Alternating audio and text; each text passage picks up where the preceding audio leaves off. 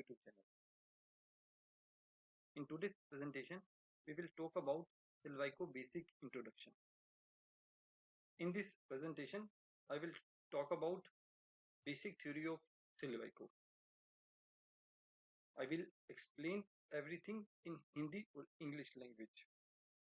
Before proceeding to this video, you have to follow my previous video also. Silvico TCAD video 1, video 2 and video 3 for understanding of this video. My dear friends, अगर आप नए हैं और सिल्वाइको को अच्छे से समझना चाहते हैं तो आपको मेरी जो पहली वीडियोस हैं सिल्वाइको टीकेट 1, सिल्वाइको टीकेट 2 एंड सिल्वाइको टीकेट 3 जरूर देखनी चाहिए। अगर आप सिल्वाइको के बारे में बिल्कुल भी नॉलेज नहीं रखते तो मैं तुम्हें एश्योरेंस देता हूँ, अगर आपने मेरी प्रीवियस 3 वीडियोस और इस वीडियो को ध्यान से सुना तो आप सिल्वाइको टीकेट टूल कैसे यूज करते हैं आप अच्छे से समझ पाएंगे। Let's start. Atlas simulation. Silvico is a device simulation software which is used to obtain device characteristics like IV, CV, etc. for the simulated device, which could be a diode, MOSFET, TFET and organic device. Silvico एक simulation software है जिसका use device की current voltage characteristics, capacitance voltage characteristics को find out करने के लिए use किया जाता है। डिवाइस कोई भी हो सकता है, it could be a diode, MOSFET, TFET, organic FET and nanowire. Silvico International produce a suite of software programs that together become a virtual wafer fabrication tool. Silvico एक कंपनी है जो हमें डिफरेंट टूल प्रोवाइड करती है जैसे Atlas, Athena and Victory process. इन सबका combination एक फैब्रिकेशन वर्चुअल फैब्रिकेशन टूल बनाता है। फॉर एग्जांपल, जैसे किसी फैब्रिकेशन लैब को सेट करने में करोड़ों रुपए लगते हैं तो हम बिना लैब को सेट करे वर्चुअली इस डिवाइस की कैरेक्टरिस्टिक्स को एक सॉफ्टवेयर पे ऑब्जर्व कर सकते हैं। हम देख सकते हैं कि जो हमारा प्रपोज डिवाइस है उसकी कल को अगर वो फैब्रिकेट होगा तो उसकी कैरेक्टरिस्टिक्स कैसे दिखेंगी, करंट कितना आएगा, वोल्टेज कितना आएगा, आप उनकी वैल्यू को मेजर कर सकते हैं, उनको इम्प्रूव कर सकते हैं without applying any cost of the device. Silvico Incorporated is a private owned company. It will be provide electronic design automation software, ticket process and device simulation software. Silvico एक private company है जो हमें different facility provide करती है जैसे electronic design automation software, ticket processes and device simulation software, Atlas, Athena, Victory process, just like that. In this presentation, we will talk about Silvico Atlas.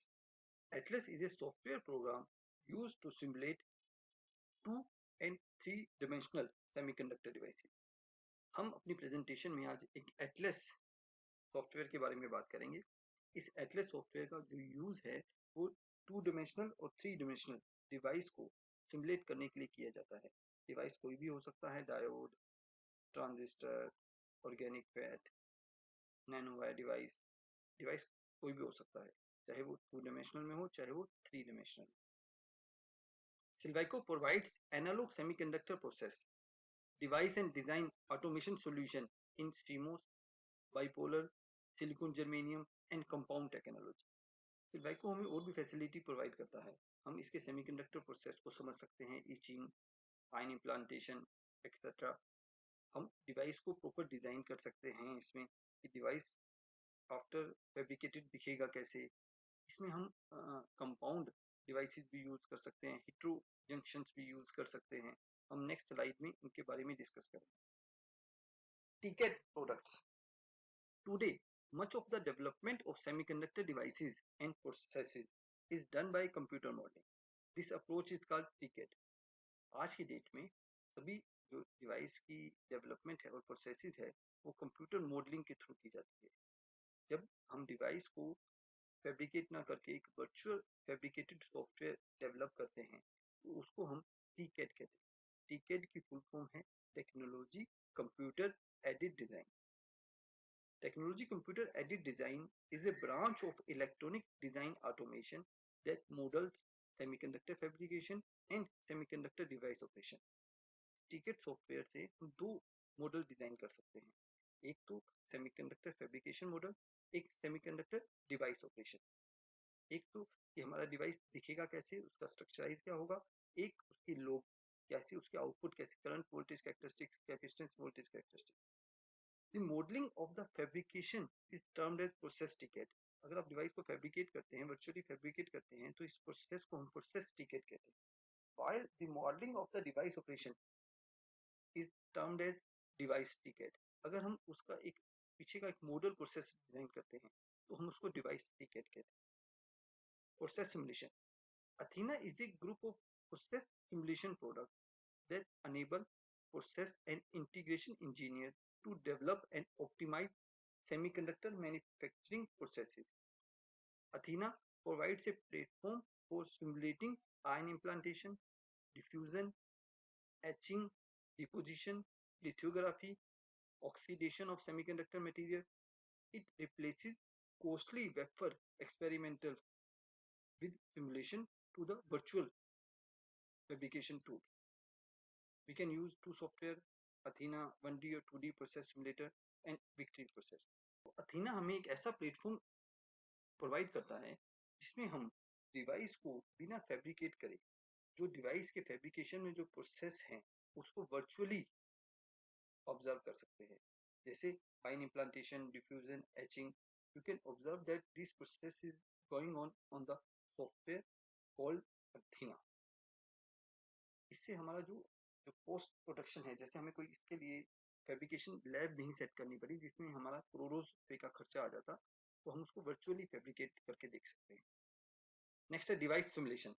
Atlas is a group of device simulation product enables device technology engineers to simulate the electrical, optical, and thermal behavior of the semiconductor device.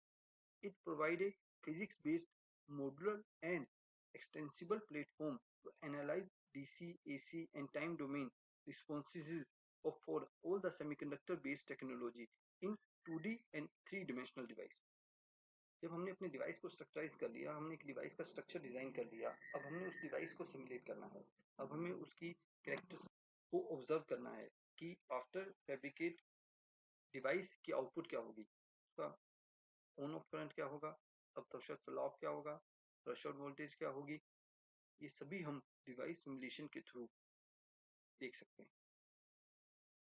Next is the input file structure. Silvaco Atlas receives input through deck build. हम Silvaco Atlas को जो input देते हैं वो deck build में command के through देते हैं।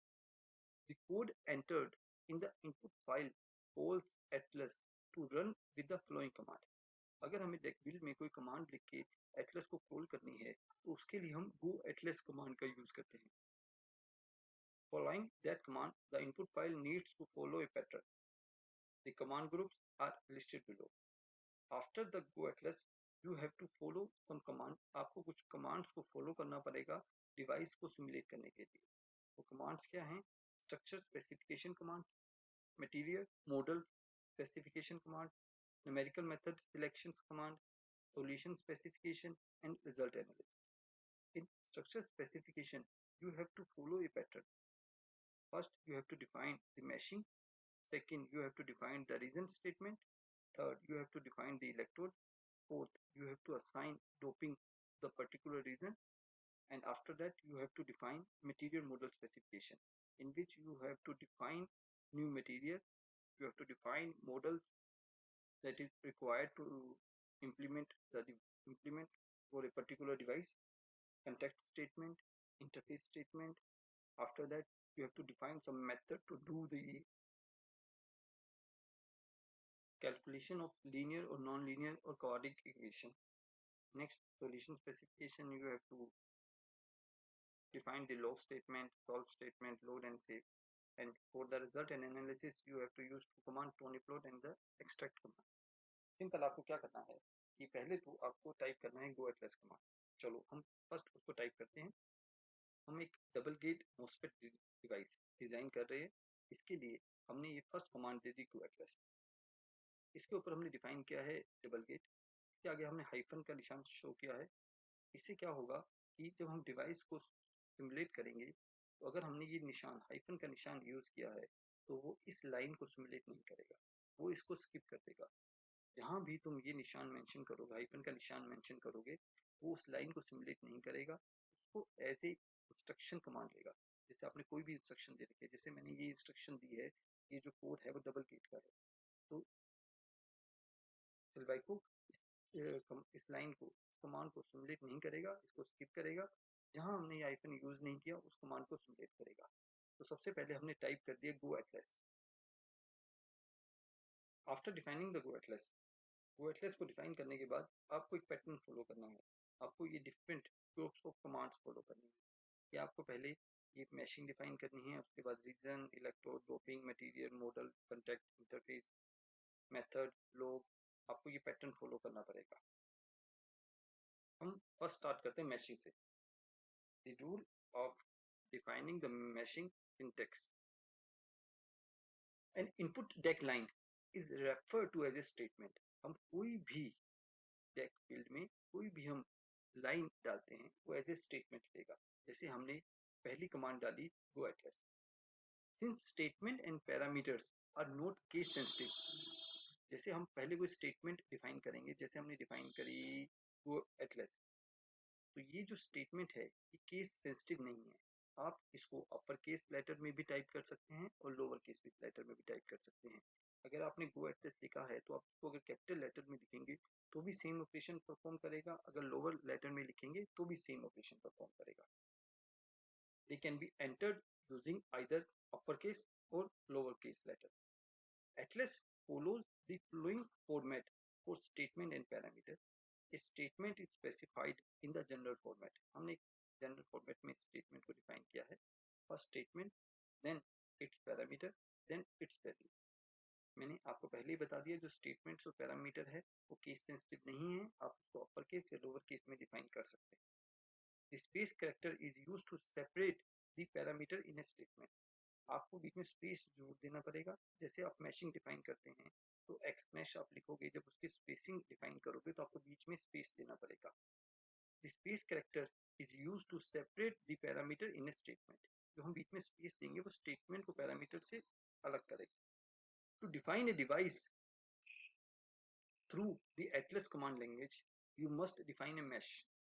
This mesh or grid covers the physical simulation domain. आपको जितने एरिया में डिवाइस को डिजाइन करना है आपको उतने एरिया में मैशिंग डिफाइन करनी पड़ेगी। मैशिंग क्या है? सिंपली कुछ वर्टिकल और हॉरिजॉन्टल लाइन का कॉम्बिनेशन है जो एक ग्रिड बनाएगा जहां आप अपने डिवाइस को डिजाइन कर सकते हैं। Specifying the initial mesh, the first statement is meshing. X meshing और वाई मैशिंग को स्टार्ट करने से पहले हमें डिफाइन करना है mesh space dot multi is equal to value. The value may be 1, less than 1 और greater than 1। Normally we are using the value 1। Let's go to the code. हमने यहाँ मेंशन किया है mesh space dot multi is equal to 1।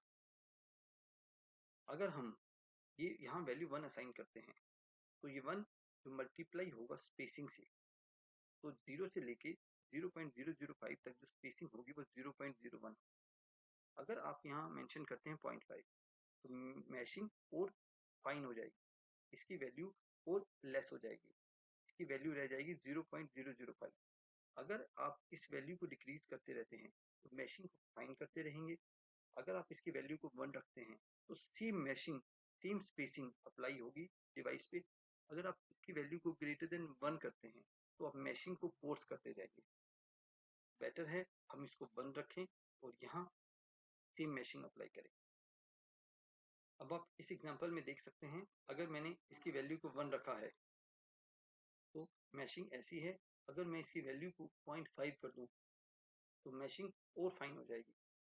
तो अगर जो पहले difference था तो वो 0 से लेके 1 तक था, अब आपने किया तो 2 वर्टिकल लाइंस डिफाइन हो गई। यानी अगर आप मैशिंग को लेस देन 1 करते जाएंगे तो आप मैशिंग को फाइन करते जाएंगे अगर आप इसको ग्रेटर देन 1 करेंगे तो मैशिंग को कोर्स करते जाएंगे। क्लियर है point? Okay, we will go to the next point. First statement is structure specification. The structure specification is done by defining the mesh, the region, the electrode and the doping level. In the structure specification हमें पहले meshing को define करना पड़ेगा, फिर region को define करना पड़ेगा, फिर electrode को, फिर doping level को. This is followed by a series of X mesh और Y mesh statement. मैंने इसमें एक एग्जांपल लिया है, इसमें आप देख सकते हैं कि मैंने ये मेंशन किया है कि X mesh dot location, आप LOC भी लिख सकते हैं और आप कंप्लीट लोकेशन भी लिख सकते हैं. Start from the -250 and end at the 250. You can see that the x-axis is start from the -250 from that point.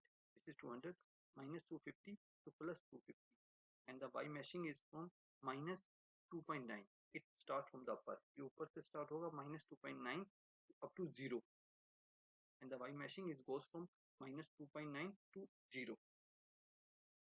तो अब मैं आपको बताऊंगा कि आप मैशिंग कैसे डिफाइन करें. The mesh used for the presentation is two dimensional. इस एग्जांपल में हमने two dimensional meshing डिफाइन की है. Therefore only x and y parameter are defined. इसलिए सब x और y को डिफाइन करेंगे, z को डिफाइन नहीं करेंगे. The mesh is a series of horizontal and vertical lines and spacing between them. The general format to define the mesh is this: x dot mesh location. You can type complete location or LOC. Upper letter में भी type कर सकते हैं और lower letter में भी type कर सकते हैं. You have to define the value. It start from the -250. First value defined is -250. Next you have to define the spacing कि कितनी स्पेसिंग हो. That is I am defining this 25, and the next statement is x mesh location -25. This means -250 से लेके -25 तक जो spacing होगी वो 25 होगी. यानी -250 पे एक वर्टिकल लाइन होगी, फिर -225 पे होगी, फिर -200 पे होगी. ऐसे कंटिन्यूस प्रोसेस चलेगा अप टू -25 तक. आफ्टर दैट -25 पे जो स्पेसिंग है वो 2.5 है. हमने इसको फाइंड कर दिया. तो -25 से लेके +25 तक जो स्पेसिंग होगी वो 2.5 की होगी. अब 25 से लेके 250 तक जो स्पेसिंग होगी वो 2.5 की होगी. तो 250 पे जो स्पेसिंग है वो 25 है. तो ये ऑटोमेटिक वैल्यू को चेंज करेगा. फॉर एग्जांपल जैसे आप -250 से -25 पे स्पेसिंग 25 थी, तो -25 तक ये वैल्यू को थोड़ा थोड़ा डिक्रीज करना स्टार्ट कर देगा और ऑटोमेटिक वैल्यू को एडजस्ट करेगा और उसको -25 से लेके 25 तक जो स्पेसिंग है वो 2.5 कर देगा. आप फिगर में देख सकते हैं कि -250 से लेके -25 तक जब हम गए तो स्टार्ट तो हमने किया था 25 स्पेसिंग से, तो -25 तक पहुंचने तक जो स्पेसिंग है वो रिड्यूस करके अप्रोक्सीमेट 2.5 के आसपास. तो मैशिंग क्या है? The mesh is a series of horizontal and vertical line and spacing between them. Mashing simply combination है हॉरिजॉन्टल और वर्टिकल लाइंस का जो एक ग्रिड की फॉर्म में दिखेंगी और जहां हम अपने स्ट्रक्चर को डिफाइन कर सकते हैं. The general format to define the mesh is this one. देखो इस एग्जांपल को मैंने नीचे एक्सप्लेन किया है. For example the x dot mesh starting at the -250 micron. The x axis is in micron and the y axis is also in micron. For example, the x dot meshing starting at -250 micron has spacing of 25 micron. That means it is relatively coarse. ये खुली है, open है थोड़ी ज्यादा. The x dot mesh become finer between -25 and 25 micron with a spacing of 2.5 micron. The y dot meshing is similarly defined. For example, at y meshing of -2.9 micron, the spacing is 0.01 micron. Then at the location y mesh of -2.8 microns, the spacing changed to 0.03 micron. The mesh is coarse at y dot mesh location of -1 when the spacing is 0.1. अब question ये आ जाता है कहाँ आपने अपनी mashing को course रखना है और कहाँ फाइन रखना है. सिंपली जहाँ आप जंक्शन क्रिएट करेंगे वहाँ आपको अपनी मैशिंग को फाइन रखना है। जैसे ही आप जंक्शन से दूर जाते जाएंगे, आपको अपनी मैशिंग को फोर्स करना है। तो let's go to the another slide. General comments regarding grids. Specifying a good grid is a crucial issue in device simulation, but there is a trade-off between the requirement of accuracy and numerical efficiency. Accuracy requires a fine grid that resolves the structure in solution. Specifying a good grid बहुत important है, क्योंकि ये decide करेगा कि आपके device की accuracy ज़्यादा अच्छी होगी या न्यूमेरिकल एफिशिएंसी ज़्यादा अच्छी होगी। अगर आप इसको फाइन करते रहते हैं तो आपकी आउटपुट ज़्यादा एक्यूरेट होगी, लेकिन साथ ही साथ ये सिमुलेशन टाइम को इंक्रीज कर देगी। आपकी मैशिंग जितनी फाइन होगी उतनी डिवाइस की एक्यूरेसी अच्छी होगी, बट उसका सिमुलेशन टाइम है वो बढ़ता इंक्रीज होता जाएगा, जिससे उसकी न्यूमेरिकल एफिशिएंसी डिक्रीज कम होती जाएगी। A coarse or fine mesh determine the accuracy of the simulation. A coarse mesh produce a faster simulation but less accurate result. अगर आपकी मैशिंग ज़्यादा कोर्स है, फुल्ली है, तो सिमुलेशन टाइम ज़्यादा होगा, बट जो रिजल्ट की एक्यूरेसी है वो कम होगी। जैसे जैसे आप अपनी मैशिंग को फाइन करेंगे, एक्यूरेसी इंक्रीज होती जाएगी और न्यूमेरिकल एफिशिएंसी डिक्रीज होती जाएगी। A fine mesh produce a slower simulation but more accurate results. The area that have a finer mesh therefore are of great interest in the simulation. The two most important factors to look for in any grid are ensure adequate mesh density in the high field area and avoid abrupt discontinuities in the mesh density. आपको दो factor पे ज़्यादा ध्यान देना पड़ेगा कि जहाँ जो इलेक्ट्रिकल हाई फील्ड एरिया है, जैसे जहाँ जंक्शन तुमने क्रिएट किए हैं, वहाँ आपको अपनी मैशिंग डेंसिटी को इंक्रीज करना पड़ेगा, और हम कह सकते हैं आपको मैशिंग को ज़्यादा फाइन रखना पड़ेगा। और दूसरा पॉइंट ये है कि आप मैशिंग में अब्रप्ट चेंज नहीं ला सकते। फॉर एग्जांपल आपने पहले मैशिंग असाइन करी 200 स्पेसिंग, आपने उसको रिड्यूस करके कर दिया 0.0001, आप एक अब्रप्ट चेंज नहीं ला सकते। तो बेटर ये रहेगा कि आप उसके अंदर, वैसे तो ये डिवाइस के मटेरियल पे डिपेंड करता है, लेकिन बेटर ये रहेगा कि आप उसको ग्रेजुअली डिक्रीज करें, यानी आप उसमें शार्प चेंज ना लाएं। अगर आपने 200 डिजाइन किया है, 200 से आप स्पेसिंग को कम करके 100 लाएं, फिर 1 लाएं, फिर उसको 0.1 लाएं, उसको स्टेप वाइज रिड्यूस करें। नेक्स्ट, स्ट्रक्चर स्पेसिफिकेशन में आपको रीजन असाइन करना पड़ेगा। Region, after defining the mesh it is necessary to define the region. This is done with the region statement. The format to define the region is as follows: region number, integer, material type, or positional parameter. There are 6 regions defined in the following example. The positional parameter for each of the region are explicitly identified in the x and y axis. Once the mesh is specified, every part of it must be assigned a material type. Mashing को define करने के बाद जो सबसे important काम है वो region define करना है। रीजन हम कैसे डिफाइन करते हैं, आप इस एग्जांपल में देख सकते हैं। जैसे मैंने रीजन नंबर 1 असाइन किया, साथ में मैंने पोजिशनल पैरामीटर असाइन किए कि जो मेरा रीजन नंबर 1 है वो कहाँ लाई करता है। तो एक्स मिनिमम -25 से लेके एक्स मैक्सिमम 25 तक, एंड द वाई मिनिमम -2.8 से लेके वाई मैक्सिमम 2.5 तक लाई करता है। तो मैंने एक रेक्टेंगल बना के यहाँ रीजन 1 असाइन किया, ऐसे ही मैंने रीजन 2 असाइन किया दिस वन, ऐसे ही मैंने रीजन 3 डिफाइन किया, ऐसे ही मैंने रीजन 4, रीजन 5 और रीजन 6 डिफाइन करे विद डिफरेंट पोजिशनल पैरामीटर। आप हर एक रीजन का रेक्टेंगुलर एरिया इसके पोजिशनल पैरामीटर से देख सकते हैं। अब जो नेक्स्ट इंपॉर्टेंट काम है कि रीजन डिफाइन करने के बाद हमें वहाँ मटेरियल डिफाइन करना है। हम रीजन डिफाइन करने के बाद नेक्स्ट स्टेप में भी मटेरियल डिफाइन कर सकते हैं, और हम इस रीजन नंबर 1 के साथ भी मटेरियल को असाइन कर सकते हैं। हम रीजन नंबर 1 के बाद भी मटेरियल असाइन कर सकते हैं, और हम पोजिशनल पैरामीटर डिफाइन करने के बाद भी मटेरियल असाइन कर सकते हैं। तो हम मटेरियल सेपरेट भी असाइन कर सकते हैं, मटेरियल रीजन नंबर 1 के बाद भी असाइन कर सकते हैं, और इस पोजिशनल पैरामीटर के बाद भी हम पोजिशनल पैरामीटर के बाद भी हम मटेरियल डिफाइन कर सकते हैं। इस एग्जांपल में मैंने रीजन नंबर 1 के लिए for example indium gallium nitride arsenide assign कर लिया। रीजन नंबर 2 के लिए वैक्यूम, रीजन नंबर 3 के लिए वैक्यूम, रीजन नंबर 4 के लिए इंडियम गैलियम नाइट्राइड आर्सेनाइड, और नेक्स्ट रीजन के लिए indium gallium nitride arsenide define कर लिया, और रीजन नंबर 6 के लिए वैक्यूम असाइन कर लिया। डिफरेंट मटेरियल हमने रीजन में असाइन कर। Let's go to the code.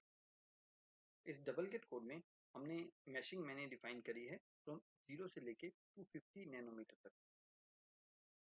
ये जो वैल्यू गिवन है माइक्रोमीटर में गिवन है, इसको जब तुम 1000 से मल्टीप्लाई करोगे तो वैल्यू नैनोमीटर में आ जाएगी। तो एक्स मैशिंग मैंने डिफाइन की है 0 से 250 nanometre with a spacing of 0.01 starting from 0 to 0.005, after that 0.01, then it reduced to 0.0001. This means at 100 पे एक जंक्शन क्रिएट होगा, इसलिए मैंने 100 नैनोमीटर पे मैशिंग को फाइंड कर दिया। 150 पे भी चैनल असाइन है तो मैशिंग फाइन है। 200 पे चैनल कंप्लीट हुआ और हम ड्रेन की तरफ मूव होना स्टार्ट हुए, तो हमने मैशिंग स्पेसिंग को दोबारा इंक्रीज कर दिया। दिस मीन्स जहाँ भी चैनल रीजन असाइन होगा, जंक्शन असाइन होंगे, क्योंकि चैनल के अंदर हमारा हाई इलेक्ट्रिक फील्ड एरिया है, तो चैनल के अंदर भी हमें मैशिंग को फाइन रखना है और जंक्शन पे भी मैशिंग को फाइन रखना है to obtain high accurate result. के बाद हमने वाई मैशिंग को डिफाइन किया है, हमने इसको ऑलमोस्ट कांस्टेंट ही रखा है, तो 0 to 70 नैनोमीटर। तो वाई मैशिंग की स्पेसिंग ऑलमोस्ट कांस्टेंट है। मैंने जो जंक्शन एरिया है और जो हाई इलेक्ट्रिक फील्ड एरिया है चैनल के अंदर, उसको एक्स मैशिंग के थ्रू फाइंड किया है। तो मैशिंग को डिफाइन करने के बाद मैंने असाइन किया है रीजन। तो फर्स्ट रीजन मैंने असाइन किया है डबल गेट के स्ट्रक्चर के लिए। जो मैंने रीजन वहां असाइन किया था वो तो मैंने एज एन एग्जांपल लिया था।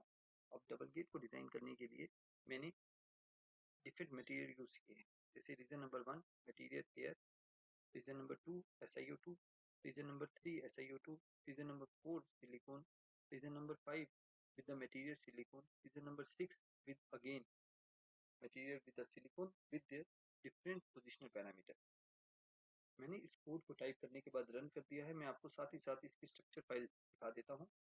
आप स्ट्रक्चर फाइल से नोट कर सकते हैं कि मैंने डिफरेंट रीजन असाइन किए हैं। जैसे रीजन नंबर 1 है हमारा एयर, तो पहले मैंने कंप्लीट एरिया को फ्रॉम एक्स मिनिमम, अगर मैं एक्स मैक्सिमम डिफाइन नहीं करता तो ये अंडरस्टूड है कि ये 0 से लेके मैक्सिमम वैल्यू तक जाएगा। तो मैक्सिमम वैल्यू 250 नैनोमीटर है, तो 0 से लेके 250 nanometre in x direction and in y direction from 0 to 20 nanometre. मैंने पहले एयर असाइन कर दी है बैक साइड। आफ्टर दैट मैंने एक रीजन 2 बनाया जिसमें मैंने डिफाइन किया SiO2 मटेरियल।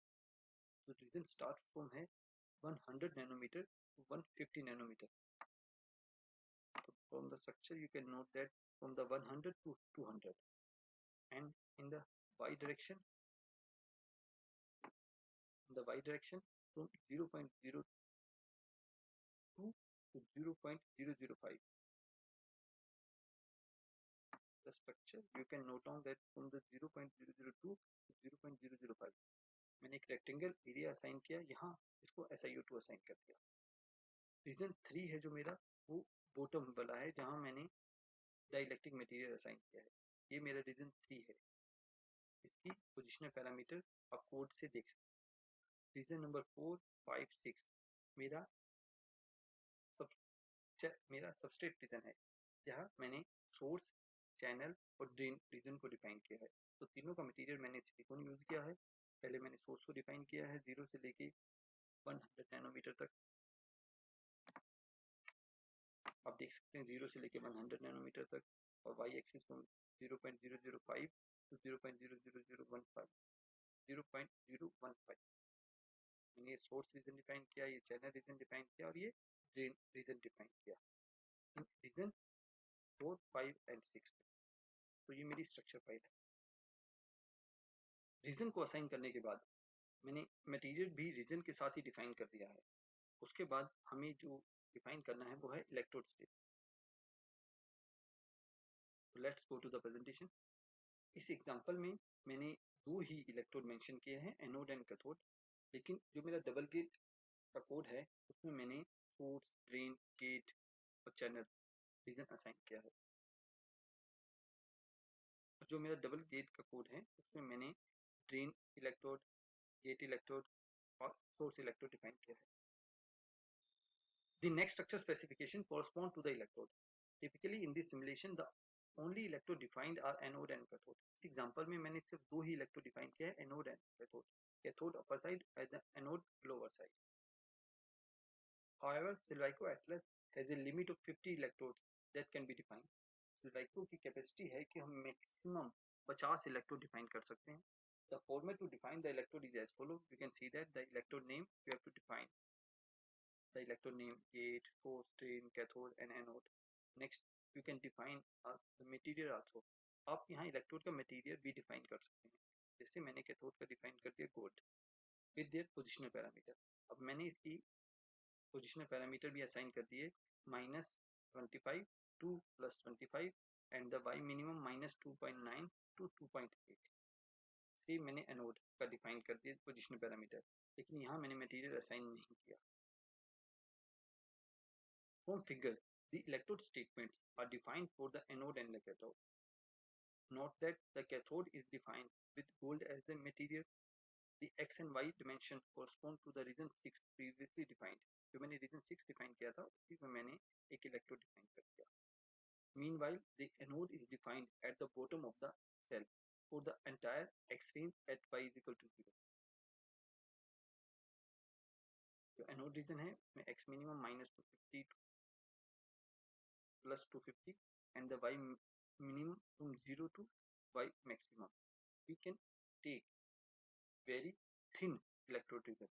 अगर हम इलेक्ट्रोड को नैनोमीटर या पिकोमीटर में भी लेंगे तो भी इलेक्ट्रोड की विड्थ से कोई इफेक्ट नहीं पड़ेगा.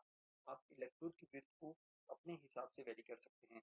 आप इसको पिकोमीटर में भी ले सकते हैं, नैनोमीटर में भी ले सकते हैं और माइक्रोमीटर में भी ले सकते हैं. ये आप पे डिपेंड करता है, लेकिन इससे स्ट्रक्चर की कैरेक्टरिस्टिक्स पे कोई फर्क नहीं पड़ेगा. So let's go to the code.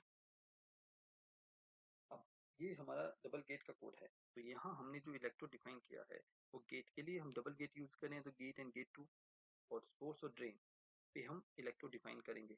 अब जैसे गेट पे हमने विद देयर पोजिशनल पैरामीटर, फिर गेट पे हमने मटेरियल मेंशन नहीं किया. अगर हम मटेरियल मेंशन नहीं करते तो सिलिकॉन मटेरियल पे ये ऑटोमेटिक पॉली सिलिकॉन पिक करता है जो एक ओमिक कंटेक्ट क्रिएट करता है. और इलेक्ट्रोड नेम गेट 2 हमने यहाँ भी मटेरियल डिफाइन नहीं किया तो ये अपने आप पॉली सिलिकॉन पिक करेगा. आप कोई मटेरियल भी डिफाइन कर सकते हैं. Electrode name, gate, source and drain with their positional parameter. आप इलेक्ट्रोड के लिए कोई रीजन भी अलग से डिफाइन कर सकते हैं या आप स्ट्रक्चर के साइड में भी अपनी सहूलियत के हिसाब से उसकी विड्थ को डिफाइन कर सकते हैं.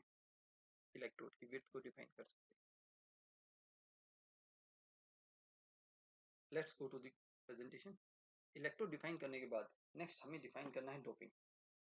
The last aspect of structure specification that needs to be defined is doping. The format of the Atlas statement is as follows: doping, distribution type, dopant type, or positional parameter. From figure, the doping type and the doping level are defined. Doping can be N-type or P-type. The distribution type can be uniform or Gaussian.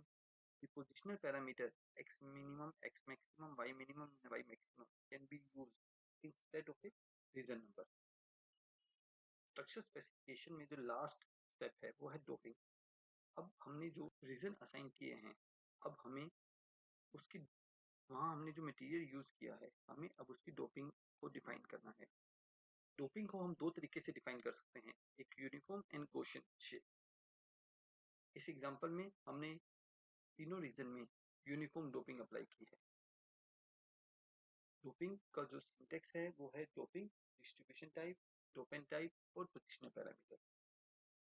आप figure में देख सकते हैं कि हमने तीनों reason के लिए यूनिफॉर्म डोपिंग अप्लाई की है और हम इसके लिए रीजन भी डिफाइन कर सकते हैं और मैंने आपको बताया पोजिशनल पैरामीटर भी डिफाइन कर सकते हैं.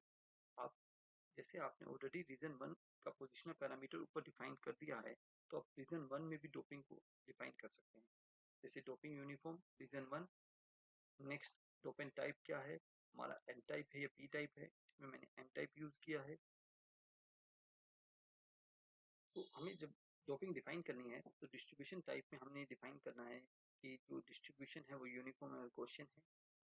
डोपेन टाइप में हमें डिफाइन करना है एन टाइप है या पी टाइप है, और हम रीजन भी असाइन कर सकते हैं, और या हम इसका पोजिशनल पैरामीटर भी असाइन कर सकते हैं। आप इस बात को समझ गए होंगे कि हमें डोपिंग को डिफाइन करना है तो हम रीजन की भी डोपिंग डिफाइन कर सकते हैं। हम अगर रीजन नंबर मेंशन नहीं करना चाहते तो हम उसके पोजिशनल पैरामीटर, उस रीजन का एरिया भी डिफाइन कर सकते हैं डोपिंग को डिफाइन करने के लिए, जैसे मैंने इस एग्जाम्पल में किया। Let's go to the code. वहाँ मैंने जो डोपिंग डिफाइन करी वो डिफरेंट है, यहाँ जो डोपिंग डिफाइन करी वो डिफरेंट है। अब डबल गेट में मैंने 3 रीजन असाइन किए हैं, सोर्स, ड्रेन एंड गेट। तो हम सभी जानते हैं कि सोर्स और ड्रेन में हाई डोपिंग यूज करते हैं और चैनल में लो डोपिंग यूज करते हैं। तो चैनल रीजन में जो रीजन नंबर 5 है वो मेरा चैनल रीजन है, तो फिर मैंने P type doping profile use किया है और डोपिंग 1E18 यूज की। सोर्स और ड्रेन साइड मैंने हाई डोपिंग यूज की है 1E20, और उसमें जो डोपिंग टाइप है वो एन टाइप है, यानी मैं एक n type MOSFET double gate define कर रहा हूँ। Let's go to the presentation. Next step है वो है material model specification. After structure specification you have to define the material model specification. After the structure specification, the material model specification is next. The material model specification is broken down into material, models, contact and interface. The format for the new material is as follows. अगर हमने जो material define किए हैं वो सभी material सिल्वाइको की library में available है, तो हमें कोई नया मटेरियल डिफाइन करने की जरूरत नहीं। अगर हमने ऊपर कोई ऐसा मटेरियल यूज किया है जो सिल्वाइको की लाइब्रेरी में नहीं है, तो हमें उसको as a new material define करना पड़ेगा। हम उसको न्यू मटेरियल कैसे डिफाइन करते हैं मैं आपको बताता हूँ। You can define any new material using user dot material in the region statement. आपको अपनी रीजन स्टेटमेंट में जहाँ आप मटेरियल डिफाइन करते थे, अगर आप कोई नया मटेरियल डिफाइन कर रहे हैं तो आपको मटेरियल की जगह यूजर डॉट मटेरियल लिखना पड़ेगा और अपना मटेरियल डिफाइन करना पड़ेगा। जैसे फॉर एग्जांपल आपने यूजर डॉट मटेरियल डिफाइन किया ग्राफ, क्लियर पॉइंट। उसके बाद जैसे पर्टिकुलर रीजन नंबर 1 था कि उसका पोजीशन नंबर पैरामीटर थे, वहाँ हम नॉर्मली मेंशन करते हैं मटेरियल सिलिकॉन, मटेरियल जर्मेनियम। अगर आप कोई ऐसा मटेरियल यूज कर रहे हैं जो पैचलेस की लाइब्रेरी में नहीं है तो आपको यूजर डॉट मटेरियल मेंशन करना पड़ेगा, जैसे मैंने इसमें डिफाइन किया यूजर डॉट मटेरियल ग्राफिक। अब next step after the electrode statement, आपको उस मटेरियल की प्रॉपर्टी को डिफाइन करना पड़ेगा, जैसे मैंने इसमें किया है। जैसे material material name graphene, band gap at 300 kelvin, electron affinity, mobility of an electron, mobility of holes, permittivity, conduction band density, valence band density, electron and hole recombination life time, TAUN and TAUP। Index dot file, आपको एक index file create करनी पड़ेगी graphene के लिए। जैसे user dot group material आपको define करना पड़ेगा कि वो मटेरियल क्या है। इसमें इंसुलेटर नहीं है, अगर आप कोई इंसुलेटर यूज करते हैं तो you can define insulator. Graphene is a semiconductor material. Next आपको डिफाइन करना है कि जो आपने अगर कोई इंसुलेटर यूज किया है तो यूजर डॉट डिफॉल्ट क्या है। Insulator is an oxide material. New material को 3 तरीकों से डिफाइन कर सकते हैं। एक तो material material silicon with their properties. Second, हम किसी रीजन में भी न्यू मटेरियल को डिफाइन कर सकते हैं विद देयर प्रॉपर्टीज। और नेक्स्ट, अगर हमारा कोई बेस मटेरियल है, हम उस रीजन का अगर हमने कोई नाम असाइन किया है, जैसे रीजन नंबर 4 को हमने असाइन कर दिया बेस, तो हम उसके नाम से भी वहाँ की प्रॉपर्टी को डिफाइन कर सकते हैं, जैसे material name base with their properties. In all examples, when material appear first, it is considered the statement. इन सभी एग्जाम्पल में जो हमने फर्स्ट मटेरियल डिफाइन किया है, it is then considered as statement. When material appears a second time in the first example, जो first example में जो second time material define हो रहा है, it is considered as a localization parameter. एक ये local parameter को show करता है कि आप कोई localization material use करेंगे.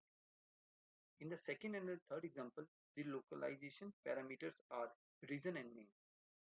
फर्स्ट में तो जो लोकलाइजेशन पैरामीटर है वो मटेरियल है. इन सेकंड और थर्ड एग्जांपल जो लोकलाइजेशन पैरामीटर है, in the second example region will show the localization parameter, and in the next example the base will show the localization parameter. Various other parameters can be defined with the material statement. Example of these parameters are the band gap at room temperature, e.g. 300, electron mobility, hole mobility, electron and hole recombination rate, conduction band density, valence band density at room temperature NC 300 और NV 300 among others. आप material की किसी भी property को यहाँ define कर सकते हैं, चाहे वो कोई भी प्रॉपर्टी हो. अगर आपके पास जो आपने मटेरियल डिफाइन किए हैं सारे एटलस लाइब्रेरी में हैं, तो आपको नया मटेरियल डिफाइन करने की जरूरत नहीं. Let's go to the code. हमने जो ऊपर मटेरियल डिफाइन किए हैं, सिलिकॉन, SiO2, एयर, ये सभी मटेरियल एटलस लाइब्रेरी में अवेलेबल हैं. तो मैंने आफ्टर डोपिंग स्टेटमेंट कोई भी मटेरियल डिफाइन नहीं किया. There is no need to define any new material if all the material you have specified above is present in the Atlas library. Next, a model statement. The physical models falls into 5 categories: mobility, recombination, carrier statics, impact ionization, and tunneling. The syntax of the model statement is as follows. Models specifies model flags to indicate the inclusion of various physical mechanism, models, and other parameters, such as global temperature for the simulation. The choice of the model depends on the material chosen for the simulation. Model statement को हमने 5 category में divide किया है: mobility, recombination, carrier static, impact ionization and tunneling. हम different syntax use करते हैं सभी models के. उसके लिए एक पर्टिकुलर सिंबल यूज होता है जो हम नेक्स्ट में डिस्कस करेंगे. हमें उस डिवाइस के लिए कौन कौन से मॉडल रिक्वायर्ड है वो उसकी प्रॉपर्टी पे डिपेंड करेगा, डिवाइस की property. The first model is CONMOB. Specify that a concentration dependent mobility model be used for the silicon and the gallium arsenide, and adjust the electron and hole mobilities for silicon and gallium arsenide according to the dopant concentration. Either it will be N or P type. Next model is CONSRH. Specify Shockley-Reed-Hall recombination using concentration dependent lifetime. Next model is SRH. Specify Shockley-Reed-Hall recombination using fixed lifetime. Next है Auger AUGER. Specify Auger recombination rate. Next model BGN. Specify band gap narrowing. BGN along with device temperature take into account temperature dependent band gap narrowing. Next है FLD MOB. Specify a lateral electric field dependent model, field mobility model. हर एक model का अपना function है. कोई mobility के लिए हम use कर रहे हैं, कोई रिकॉम्बिनेशन के लिए यूज कर रहे हैं, कुछ इम्पैक्ट आयनाइजेशन, कुछ टनलिंग के लिए यूज कर रहे हैं. अगर आप कोई स्ट्रक्चर डिफाइन कर रहे हैं FET, आपको नहीं पता कि कौन कौन से मॉडल जरूरी हैं उसको डिफाइन करने के लिए, तो आप एक स्टेटमेंट यूज कर सकते हैं, दैट इज प्रिंट स्टेटमेंट. जैसे मैंने इसमें मेंशन कर रखा है मॉडल मोस्ट प्रिंट, यानी मोस्ट से रिलेटेड जितने भी मॉडल तुम्हें चाहिए वो ऑटोमेटिक सिलवाई को पिक कर लेगा. अगर तुम मोस्ट के आगे प्रिंट मेंशन करते हो, it will enables the CVT model, SRH model and Fermi model. You do not need to define these models. You have to simply write print command in the model statement. For example, अगर आप define करते हैं model bipolar print, it will enable the CONMOB model, field mobility model, concentration SRH model, Auger and BGN model. So simply, if you don't know about the model used for in your device, you have to simply write print command. अगर आप नहीं जानते कि कौन से model आपके device के लिए जरूरी हैं, तो आपको सिंपली अपने डिवाइस का नाम लिखना है, मोस, टीपैड, ऑर्गेनिक पैड। आपको नेक्स्ट प्रिंट कमांड देनी है। प्रिंट से वो उस डिवाइस से रिलेटेड जितने भी मॉडल्स को रिक्वायर्ड है उसको अनेबल कर देगा। The print option in the model statement display the details of the material parameter and mobility model at start of the runtime output. अब देखिए इस एग्जांपल में मैंने मॉडल मेंशन भी किए हैं और प्रिंट कमांड का भी यूज किया है। जैसे मैंने कंसंट्रेशन मोबिलिटी, एसआरएच, कोपर, पीजीएन एंड फिल्म मोबिलिटी के मॉडल को मेंशन भी किया है और साथ में मैंने प्रिंट कमांड भी मेंशन की है। अगर बाई चांस मैंने कोई मॉडल मिस किया है तो प्रिंट कमांड उस मॉडल को भी जो स्ट्रक्चर के लिए रिक्वायर्ड है उसको ऑटोमेटिकली पिक कर देगा। After model statement, you have to define the context statement, specifying context characteristics. Context determine the attribute of the electrode. The syntax for the context is as follows. Work function for gate or Schottky contact. An electrode in contact with the semiconductor material is assumed to be default to be ohmic. If work function is defined, the electrode is treated as a Schottky contact. For example, the statement contact name gate work function 4.8. This is a Schottky contact. The work function of several commonly used contact materials can be specified using the name of the material, contact name, gate and polysilicon. Simply, अगर आपने किसी भी electrode का work function assign करना है तो आप दो तरीके से डिफाइन कर सकते हैं। जैसे आपने जहाँ वर्क फंक्शन असाइन करना है उसका कंटेक्ट नेम मेंशन किया है, जैसे फॉर एग्जांपल गेट। अब आपको वहाँ वर्क फंक्शन असाइन करना है 4.8, तो आप डायरेक्ट भी असाइन कर सकते हैं। अगर आपको पता है कि 4.8 वर्क फंक्शन के कॉरस्पॉन्डिंग कौन सा मटेरियल है, जैसे एन पॉलीसिलिकॉन, तो आप मटेरियल भी डिफाइन कर सकते हैं। तो दोनों तरीकों से जो गेट का वर्क फंक्शन है वो 4.8 असाइन होगा। अगर हम वर्क फंक्शन मेंशन नहीं करते तो वो सिलिकॉन के कोरस्पोंडिंग पॉलीसिलिकॉन को ऑटोमेटिकली पिक कर देगा और एक ओमिक कंटेक्ट क्रिएट करेगा। अगर आप वर्क फंक्शन का मटेरियल मेंशन करते हैं जो सिलिकॉन मटेरियल की इलेक्ट्रोड एफिनिटी से डिफरेंट है तो वो एक शॉटकी कंटेक्ट क्रिएट करेगा। One more another way to define the context statement. The context statement can also be used to specify barrier and dipole lowering of Schottky barrier height. अगर आप कोई Schottky contact define करते हैं तो आपको, जैसे मैंने कोई Schottky contact डिफाइन किया, contact name anode and work function 4.9, so you have to define barrier and alpha. It will depend upon the electrode property. Let's go to the code. जैसे मैं डबल गेट स्ट्रक्चर डिफाइन कर रहा हूँ तो मैंने दो gate define किए, gate and gate 2, और मैंने सेम वर्क फंक्शन अप्लाई किया है 4.6। मैंने दोनों गेट को कॉमन किया है। दोनों गेट को कॉमन करना बहुत जरूरी है। अगर आप गेट को कॉमन नहीं करेंगे, फॉर एग्जांपल आप नेक्स्ट अगर किसी एक गेट पे वोल्टेज अप्लाई करेंगे तो वो दूसरी गेट पे सेम वोल्टेज अप्लाई नहीं होगा। अगर आप यहाँ कॉमन गेट कमांड मेंशन करते हैं तो दोनों गेट पे सेम वोल्टेज अप्लाई। अगर आप दोनों गेट पे डिफरेंट वोल्टेज देना चाहते हैं तो आप यहाँ कॉमन गेट मेंशन नहीं करेंगे, तो आपको नेक्स्ट आगे दो वोल्टेज अप्लाई करनी पड़ेगी, V gate and V gate 2। Different voltage भी आप अप्लाई कर सकते हैं। सेम वोल्टेज अप्लाई करने के लिए आपको कॉमन गेट कमांड का यूज करना पड़ेगा। नेक्स्ट हमने जो कंटेक्ट डिफाइन किया है, contact name source and contact name drain. Shorting to contact together. It is possible in Atlas to tie two or more contact together so that the voltage on both contacts are equal. This is useful for many technologies, for example, dual base bipolar transistor. मैंने आपको भी बताया अगर आपको same voltage apply करनी है तो आपको दोनों गेट को शॉर्ट करना पड़ेगा। आप कॉमन गेट कमांड यूज करके दोनों गेट को शॉर्ट कर सकते हैं। If the structure is defined using Atlas syntax, you can have multiple electrode statements with the same name parameter defining separate locations within the device structure. आप दोनों को same नाम भी अप्लाई कर सकते हैं, V gate and V gate. आपको जरूरी नहीं है आपको दूसरा नाम असाइन करना है। In this case, the area defined to be electrode will be considered as having the same applied voltage. Gate और गेट दोनों का एरिया अगर डिफरेंट है तो भी उस पर सेम वोल्टेज आएगी। A single current will appear combining the current through both electrode area.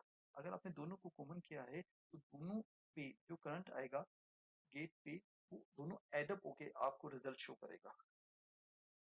Let's take an example. Voltage apply to the two electrode, contact name gate, work function 4.8, contact name gate 1 and the common gate. Solve V gate 0.1। ये 0.1 voltage दोनों gate terminal पे apply होगी। अगर आप यहाँ common gate mention नहीं करेंगे तो आपको यहाँ V गेट 1 करके भी वोल्टेज अप्लाई करनी पड़ेगी। Here the electrode gate 1 will be linked to the electrode gate. The applied voltage 0.1 volt on gate will then appear on gate 1। अगर आप कॉमन टर्म यूज करते हो तो सेम वोल्टेज दोनों गेट पे अप्लाई होगी। नेक्स्ट है interface statement. The interface statement is used to define the interface charge density and surface recombination velocity at interface between semiconductor and insulator. For example, interface QF3E10. This statement specifies that all the interface between semiconductor and insulator have a fixed charge of 3E10 per centimeter square. जब आप silicon और SiO2 को combine करते हैं तो उसके interface पे कुछ चार्ज कैरियर जनरेट होते हैं जिसे हम इंटरफेस चार्ज डेंसिटी कहते हैं। तो जब हम अपने डिवाइस को सिमुलेट करते हैं तो आपको उसके इंटरफेस पे कुछ चार्जेस अज्यूम करने पड़ेंगे। तो आप उस पर्टिकुलर एरिया पे भी चार्जेस को अज्यूम कर सकते हैं या आप एक कॉमन टर्म भी यूज कर सकते हैं जैसे मैंने इस एग्जांपल में की है T10। इससे कहीं भी अगर इस डिवाइस में SiO2 का इंटरफेस होगा वहां ऑटोमेटिकली इतने चार्ज कैरियर क्रिएट हो जाएंगे। In many cases, the interface of interest is restricted to a specific region. This can be accomplished with the positional parameter x minimum, x maximum, y minimum and y maximum parameters on the interface statement. These parameters define a rectangle where the interface properties apply. The semiconductor or insulator boundaries are determined with the interface statement. The syntax is as follows: interface and the positional parameter. The following examples show that the use of the interface statement with the positional parameter QF1E10, S.N and S.P1E4। तो example मैंने ऊपर mention किया, इसमें मैंने interface statement की charge density mention करी 3E10 सभी area पे। इस स्ट्रक्चर में कहीं भी SiO2 का इंटरफेस होगा तो वहां ऑटोमेटिकली इतने चार्ज कैरियर क्रिएट हो जाए। अगर आप चाहते हैं कि जो चार्ज कैरियर सब एक पर्टिकुलर एरिया में क्रिएट हो तो आपको उस पर्टिकुलर एरिया की एक रेक्टेंगल पोजिशनल पैरामीटर डिफाइन करना पड़ेगा। जैसे मैंने अपने नेक्स्ट एग्जांपल में किया, मैंने एक रेक्टेंगल बनाया x minimum, x maximum, y minimum and y maximum. इस रेक्टेंगल एरिया में ही सिर्फ मैंने चार्ज कैरियर अज्यूम करे 1E10। The maximum and minimum value determine the boundaries. The QF value specify the fixed oxide charge density per centimeter square. The S.N value specify the electron surface recombination velocity and the S.P is specified the whole surface recombination velocity. In this example, I had mentioned the interface charge density 3E10। इस एग्जांपल में मैंने जो charge density mention की है वो 3E10। इसका मतलब कि मेरी डिवाइस में कहीं भी SiO2 के इंटरफेस पे जो चार्ज डेंसिटी है वो 3E10 ऑटोमेटिकली क्रिएट हो जाएगी by assigning this statement. Next है numerical method selection. Method. There are various numerical methods to calculate solution to semiconductor device problem. There are three types of solution technique used in Silvico Atlas: Gumail method, neutral method, and the block method. Gumail method is used for the decoupled system. A neutral method is used for the fully coupled system, and the block method is used for combination of Gumail and neutral method. Next हमें method define करने पड़ेंगे जो हमारी device की semiconductor equation की problem को solve करेंगे। तो हम तीन मेथड सिल्वाइको में यूज कर सकते हैं। एक गुमेल मेथड जो हम डिकपल्ड सिस्टम के लिए यूज करते हैं, न्यूटन मेथड जो फुली कपल्ड सिस्टम के लिए यूज करते हैं, और ब्लॉक। ये कॉम्बिनेशन है गुमेल coupled और न्यूटन full coupled system का. The Gumiel method solve for each unknown by keeping all other unknown constant. This process is repeated until there is a stable solution. In the Gumiel method, हम एक time पे एक ही constant को unknown consider करके solve करना start करते हैं. बाकी जितने भी unknown terms हैं हम उनको एक constant define कर देते हैं. But in Newton method में हम सभी unknown को simultaneously solve करते हैं. The Newton method solves our unknown simultaneously. That's why it is a fully coupled system. The Bloch method solves some equation with the Gumiel method and some with the Newton method. The Gumiel method is used for a system of equations that are weakly coupled and there is a linear convergence. The Newton method is used when equations are strongly coupled and there is a quadratic convergence problem. Bloch method is useful when lattice heating and energy balance equation are included. Gumiel method का use हम linear convergence problem के लिए करते हैं. Newton method का use हम quadric convergence problem के लिए करते हैं और ब्लॉक मेथड का यूज हम वहां करते हैं जहां हमें lattice heating and energy balance equation required. There are three types of solution method: Gumiel, Newton and Bloch. Numerical method are given in the method statement of the input file. More than one method is specified in the same method statement. Each solution method will be applied in succession until convergence is obtained. The order that the solution method will be applied in a Gumiel, then Bloch, then Newton. No solution method are specified. Newton is applied by default. Simple बात है, हम तीनों method का use कर सकते हैं. हम तीनों मेथड का यूज स्टेप बाय स्टेप करेंगे. अगर हम तीनों मेथड मेंशन करते हैं, सबसे पहले हम गुमेल को पिक करेंगे, उससे कन्वर्जेंस रिमूव करेंगे. आफ्टर दैट हम ब्लॉक यूज करेंगे. आफ्टर दैट हम न्यूटन मेथड यूज करेंगे. अगर हम मेथड स्टेटमेंट फाइंड नहीं करते हैं कोड में, तो हमारा सिल्वेको सॉफ्टवेयर एटलस अपने आप न्यूटन स्टेटमेंट को पिक करेगा इस कन्वर्जेंस प्रॉब्लम को दूर करने. In this example, I am using the Newton method statement. हम मोस्टली MOSFET में न्यूटन मेथड ही प्रेफर करते हैं क्योंकि हमें क्वाड्रिक कन्वर्जेंस ही रिक्वायर्ड है. अगर आप स्ट्रक्चर फाइल में डिफरेंट पैरामीटर फाइंड आउट करना चाहते हैं, potential, electric field, valence band, conduction band, तो आपको इस स्टेटमेंट का यूज करना पड़ेगा.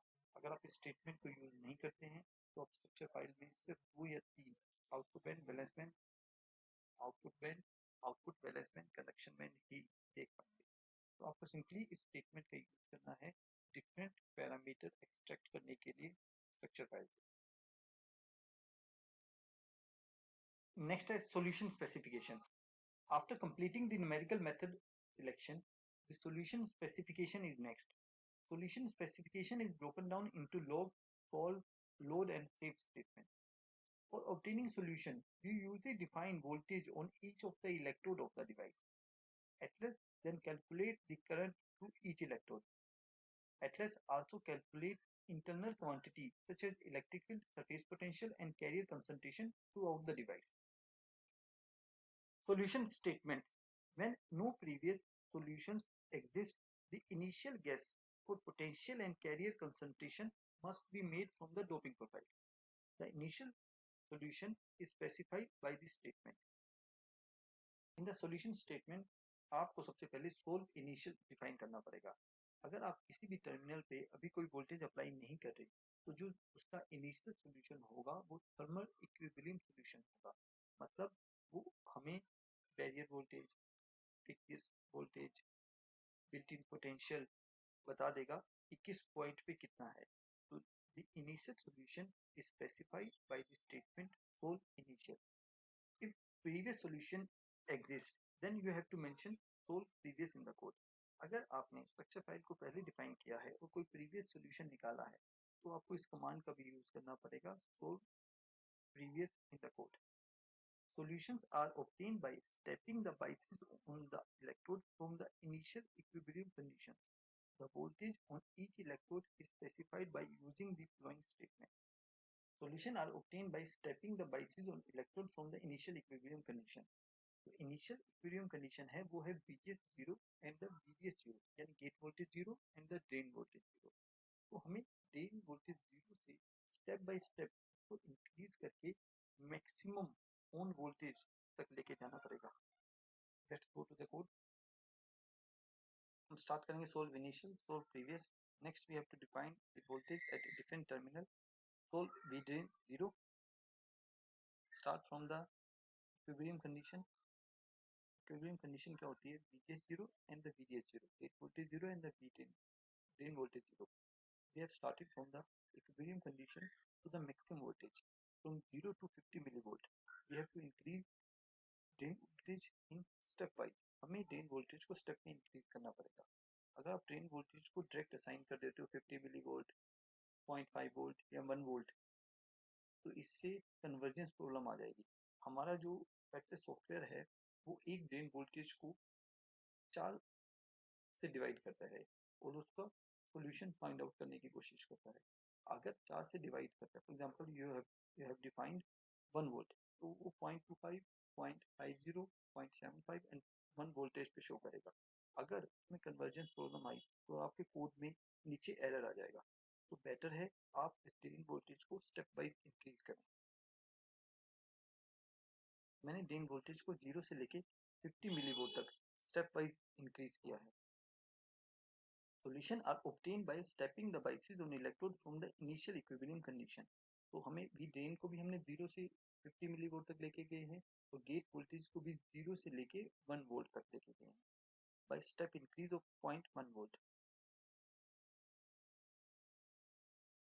हमने गेट वोल्टेज को नेम गेट, हम गेट वोल्टेज को भी हमने 0 से लेके 1 तक इक्विलिब्रियम कंडीशन से लेके 1 वोल्ट तक स्टेप वाइज 0.1 वोल्ट इंक्रीज किया है। अगर आप इस वोल्टेज को स्टेप वाइज इंक्रीज नहीं करेंगे तो कन्वर्जेंस प्रॉब्लम आ जाएगी। You can define the gate voltage is directly 1 volt and simulate the code.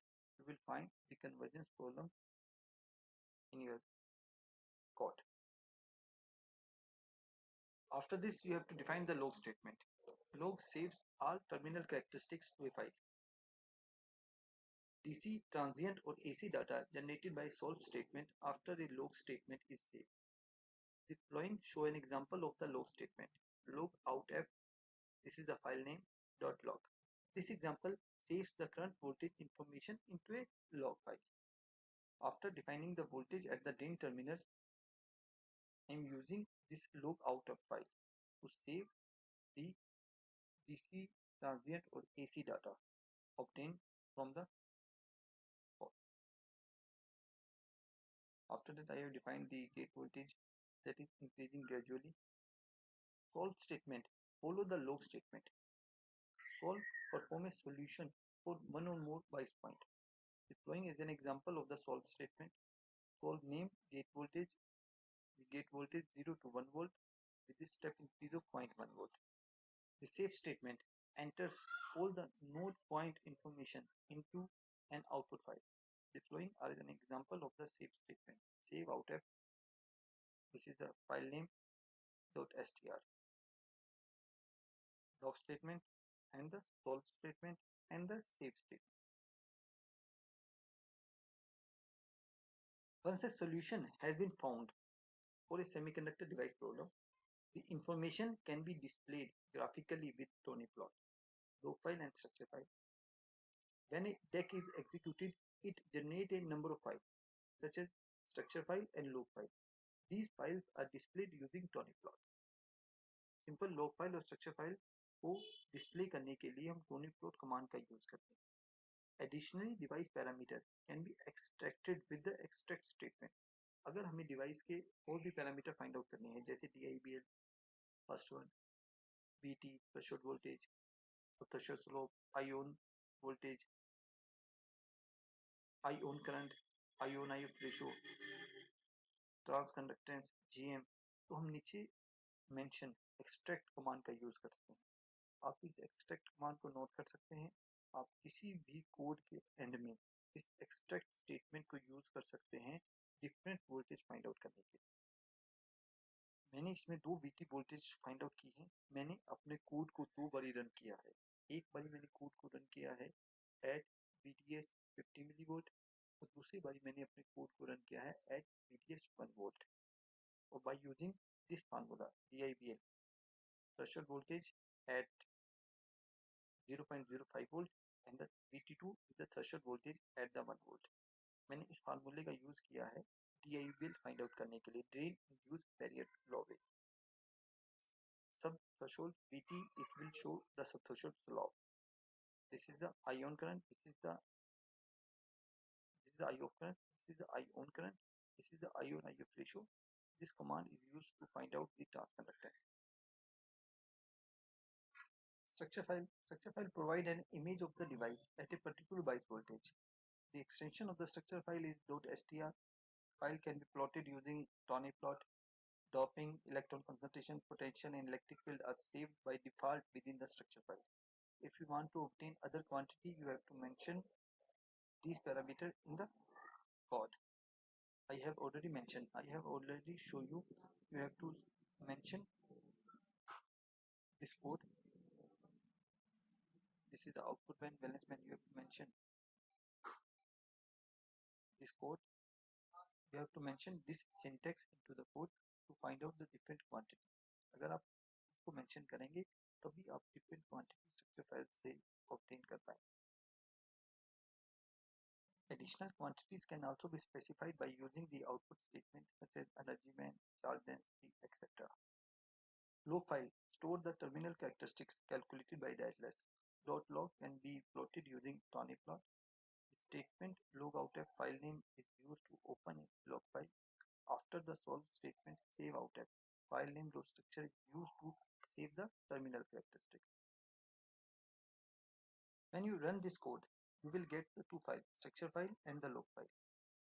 Structure file is look like that. This is the structure file. My dear friend, this is the log file. This is the first log file when the VDS voltage is 50 millivolt. This second log file when the VDS voltage is 1 volt and VGS 1 volt. This is the combined file NWGC IGD1 and IGT for 50 millivolt and 1 volt. By using this graph, you can easily find out the value of DIVL. The formula of the DIVL I have already mentioned in the code. If you want to extract these value in the Excel format, what we'll have to do? You have to select this graph, file, export. You have to choose common separated value, CSV value. Or you can save this code to anywhere in your laptop. You can choose any directory to save this file. So I am choosing desktop. Okay. The file name is export CSV extension. Code succeeded. You will get two graph.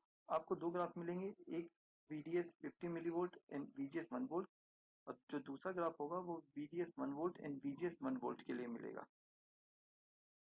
आप easily उसको reason pro पे या Excel में plot कर सकते हैं. Hello my dear friend, this is my structure file. अब मैं आपको बताऊंगा कि आप स्ट्रक्चर फाइल से कैसे डाटा रिट्रीव कर सकते हैं. इसके लिए पहले आपको यहाँ कट लाइन लगानी पड़ेगी. इसके लिए आपको टूल में जाना पड़ेगा, कट लाइन सेलेक्ट करनी पड़ेगी. मैं इसमें हॉरिजॉन्टल कट लाइन चूज करूंगा. मैं 1 नैनोमीटर बिलो SiO2 इंटरफेस एक कट लाइन लगा रहा हूँ.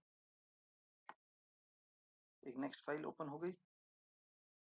इस फाइल को मैं फाइल में जाके सेव एज करूंगा. सेव एज करके मैं इसमें ऑप्शन सेलेक्ट करूंगा टोनी प्लॉट यूजर डाटा. मैं माई कंप्यूटर सेलेक्ट करूंगा. इसमें डी ड्राइव चूज करूंगा और डी ड्राइव में गिरीश के नाम से इसको सेव कर दूंगा.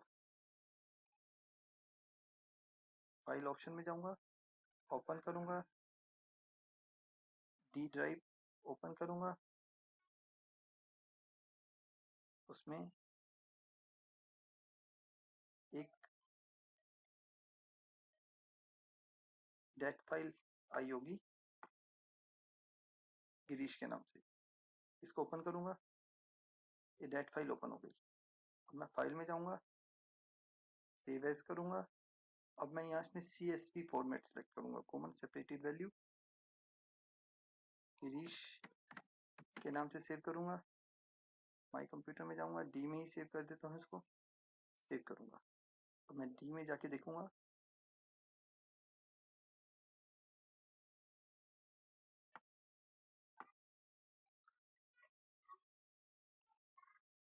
डी में गया,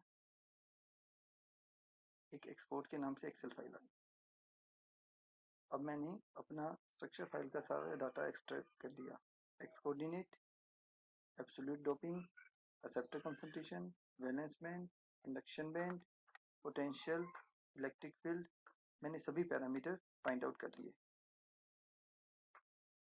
ये मेरी स्ट्रक्चर फाइल है जो मैंने